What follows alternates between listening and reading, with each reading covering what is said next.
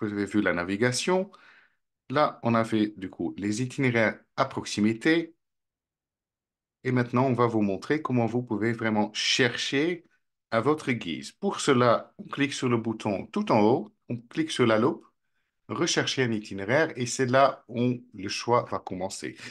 À la base, on vous donne 8 choix. C'est soit un itinéraire à vélo, soit c'est un itinéraire à pied. Donc ça, c'est les termes génériques. Ça peut être plus détaillé, un parcours de vélo de route, soit peut être plutôt une balade à vélo, soit un parcours VTT, un parcours de gravel bike, un itinéraire à moto ou un itinéraire en voiture. Mais ça, ce n'est pas les seules options. On peut aussi cliquer sur d'autres options parce que comme Routio vous donne 40, au moins 40 activités à faire. Donc, ce sera soit à vélo et vous avez tous ces détails détaillés, soit un itinéraire à pied. Ça peut être juste un grand itinéraire, le thème générique. Voilà. Ou, si je reclique, ça peut être une balade à pied, un parcours de running, un itinéraire de randonnée, escalade, marche nordique, raquette à neige, jogging, course à pied, trail running, moto, itinéraire à moto, une balade à moto, moto tout terrain. Voilà. Vous voyez toutes ces options qu'on a là, ici. Donc, c'est à vous de choisir d'abord votre discipline. Donc là, je garde pour le moment, je fais rester sur un itinéraire à pied. Et ensuite, la question suivante, c'est où souhaiterez-vous faire cette balade? Dans quel lieu souhaiterez-vous y aller? Donc là, vous, par exemple, vous pouvez dire, je souhaite faire une balade on va dire, à Luxembourg. Donc, ça me donne une réponse. Donc, Luxembourg, le pays, Luxembourg, le canton, Luxembourg, la localité, Luxembourg, l'État. Donc, on va mettre le pays, on va faire un balade en Luxembourg. Et ensuite, j'ai d'autres options. Ça marche pareil sur notre site web. Donc, c'est vous qui êtes maître de votre destination. Donc là, par exemple, je dis, je vais faire un balade qui fait au moins 10 kilomètres, 9, mais pas, certainement pas plus que 50. Je souhaite faire pas plus que 25. Vous voyez, tout en bas, il y a quelque chose qui s'affiche qui dit que dans cette zone-là, on a plus que 1000 itinéraires. Donc voilà, 1000 itinéraires, il faut y aller. Ensuite, on peut choisir le score. Donc, est-ce qu'on souhaite faire des balades 1 étoile, 2 étoiles, 3 étoiles? On va dire au moins 4 étoiles. Et là, d'un coup, le choix se peaufine. Donc là, j'ai 745 itinéraires qui se trouvent là autour de moi, qui se trouvent à Luxembourg. Je peux encore continuer à donner plus de caractéristiques. Par exemple, je peux dire que est-ce que ça sera un point nœud? Donc, point nœud, par exemple, c'est quelque chose qui est très reconnu en Belgique et aux Pays-Bas. C'est en fait, c'est tout un maillage, tous les beaux chemins, que ce soit à pied ou que ce soit à vélo. Donc, il y a les points nœuds pour les pédestres et les points nœuds pour les cyclistes. Ils sont tous maillés entre eux. Et là où il y a un croisement d'un chemin avec un autre chemin, ça donne un numéro unique. Et c'est comme ça, on fait un balade de numéro en numéro. Ça, c'est vraiment chouette. Ensuite, on peut aussi dire que je souhaite que ma balade soit en boucle. Donc déjà, j'ai encore moins de choix. Je peux même dire que je souhaite avoir une balade balisée. Donc voilà, et par exemple, là, je trouve 112 itinéraires. Donc j'ai 112 itinéraires balisés. Mais en même temps, je suis avec mon smartphone, je fais faire la navigation. Donc en fait, quand je réfléchis, j'ai pas besoin de balade balisée en fait. Parce que mon maître mot, c'est bien euh, mon application. Vous avez d'autres choix, adaptés aux enfants, revêtus, accessibles par le transport public, mais vous avez aussi encore plus de choix. Donc, le plus que choix vous mettez, le plus que vous allez peaufiner votre recherche. Par exemple, je fais aller à Luxembourg, donc quelque chose qui est plutôt aventureux. Moi, ça me dit, ça me fait bien. Et je peux même choisir si c'est recommandé euh, en hiver, en été, une balade plutôt romantique, sportive, etc. Donc voilà, j'ai mes choix. Je clique sur afficher et ensuite, ça m'affiche en fait mes 34 balades. Et là, vous vous dites, mais il a eu 34 itinéraires et je vois que 7 bonhommes.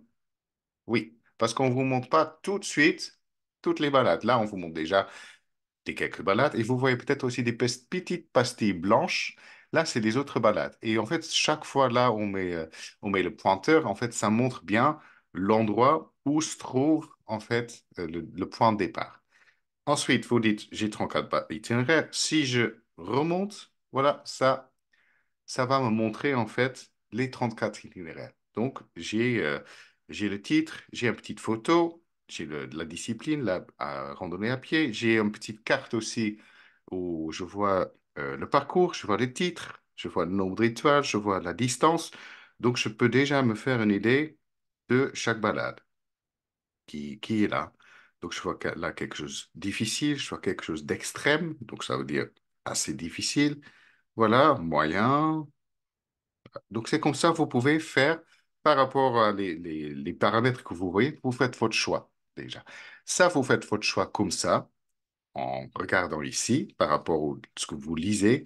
Soit, si je l'enlève, vous pouvez faire votre choix sur la carte. Donc, sur la carte, c'est qu'en fait, il faut cliquer sur l'image. Et quand on clique sur l'image, on voit tout de suite le parcours détaillé. Voilà. Donc là, j'ai ma petite balade et je vois tout de suite en bas aussi un petit récapitulatif de mon balade. Si ensuite je fais défiler, voilà, aussi sur la carte, ça défile. Donc là, je vois par rapport à cette balade, je vois exactement sur mon écran par où ça se passe. Si je défile encore une autre balade, Fée Gnome, ça passe par là. Le lac de Nisramon, ça passe par là. Le Mullertal, voilà. J'ai toujours un faible pour le Mullertal, pour être honnête. Donc en fait, moi, je ne fais pas choisir plus. Je fais faire le Mullertal. Et donc, si je veux faire cette balade, je clique dessus et c'est comme vous avez juste vu avant. On voit les photos. Ah ouais, là, c'est vraiment le Mullertal. C'est comme je l'aime. Ah oui, des passages comme ça. OK, pour moi, c'est vendu. Et du coup, je veux bien faire cette balade. Donc, c'est la même chose qu'on a vu avant. On clique sur la carte. Du coup, on peut voir le point de départ. On peut voir les détails. Et là, par exemple, j'ai cliqué sur des points d'intérêt. Donc, en cliquant sur les points d'intérêt, pareil, j'ai tout de suite en bas des points d'intérêt qui défilent. Donc, voilà, j'ai par exemple, et si je veux en savoir plus, là j'ai un explicatif sur le Eulenburg, une formation rocheuse, un passage relativement étroit à travers cette formation rocheuse. Voilà. Et c'est comme ça, vous pouvez aussi vous faire une idée par rapport au point d'intérêt, tout ce qu'il est là. Et à nouveau, si on souhaite faire cette balade, on clique sur démarrer, mais je ne vais pas le faire maintenant parce que je ne me trouve pas actuellement à Luxembourg. Mais du coup, qu'est-ce que je peux faire? Parce que si cette balade s'il m'intéresse, je souhaite le garder en fait. Pour cela, vous voyez tout en haut, vous voyez trois symboles. Si on clique sur le premier symbole, voilà, vous connaissez, vous pouvez partager cette balade. Du coup, vous pouvez partager cette balade par rapport aux applications que vous avez. Donc, vous pouvez le partager avec WhatsApp, avec votre boîte mail, vous pouvez partager avec Facebook, etc. Donc, tout ce que vous avez, vous pouvez le partager déjà avec vous-même ou avec des amis, de dire, j'ai trouvé cette balade, super, on doit le faire. Et comme ça, vous partagez. Ça, c'est le partage. Ensuite, on voit une petite marque-page. Quand on clique sur le marque-page, en fait, ce que vous faites, c'est que vous sauvegardez cet itinéraire dans vos itinéraires. Donc, en fait, vous faites une sauvegarde pour dire, ça, je trouvais ça sympa, on va le faire plus tard. Et du coup, il est sauvegardé sur l'Android. Ça, pareil, on garde en tête. Et après, vous voyez un troisième bouton. Le troisième bouton, c'est que vous pouvez aussi, au lieu de l'utilisation d'utiliser la navigation sur Routio avec l'application, vous pouvez aussi télécharger le tracé GPX. Donc, quand vous téléchargez là, par exemple, le GPX, ça vous télécharge en fait le tracé, mais aussi les points d'intérêt. En fonction de l'appareil GPS que vous avez, donc soit un Garmin ou un Mio ou un Wahoo, vous pouvez aussi l'embarquer sur ces appareils. Et pareil, vous avez aussi même un fichier KML, donc là c'est par rapport souvent au Google que vous pouvez utiliser tout cela. Donc même le téléchargement est possible de cet itinéraire. Voilà, je descrolle, je l'ai bien sauvegardé mon itinéraire. Et pour vous montrer que je l'ai bien sauvegardé, je vais tout de suite aller dans mon profil. Donc, mon profil, on avait vu en bas, c'est ici, profil. Et du coup, on trouve bien ici itinéraire. On trouve bien les itinéraires enregistrés. Hop. Et on va juste regarder. Donc là, c'est d'autres itinéraires que j'ai fait déjà dans le passé. Et voilà, vous voyez ici, Mullertal, aventurieux. J'ai bien ma balade enregistrer dans mes favoris. Voilà. Il y a aussi un autre moyen, en fait, de retrouver mes enregistrés, pas en cliquant sur Profil, mais en fait, en cliquant sur Home. Donc là, vous avez vu, j'ai les itinéraires à proximité. Là, par exemple, chez les points nœuds, j'en parlerai un peu plus tard. Je vois des sélections, selections, et du coup, là, je trouve mes itinéraires. Donc, on trouve à nouveau mes itinéraires enregistrés. Vous voyez ici le petit symbole de marque-page. Donc, vous voyez tout ce que j'ai enregistré déjà dans le passé et que j'aimerais bien faire ce printemps parce que moi, la Wallonie et le Luxembourg, ça m'intéresse et ça, je trouve ça chouette. Par contre, je trouve aussi ici, c'est mes itinéraires. Donc ça, c'est par rapport aux itinéraires que vous avez créés, soit sur le desktop, soit sur le site web, soit vous allez créer avec l'application. Mais pour cela, je vous renvoie vers nos webinaires qu'on va vous donner en mars. Pareil, ça, c'est une option. Voilà, là, il saute. Ça, c'est une option tout en bas. Je suis désolé, la connexion n'est pas stable. J'ai aussi les derniers itinéraires consultés. Et là, c'est quelque chose qui est génial avec Routio. Parce que tout ce que vous faites, comme on vous avait expliqué, entre le site web et sur l'application, tout est interconnecté.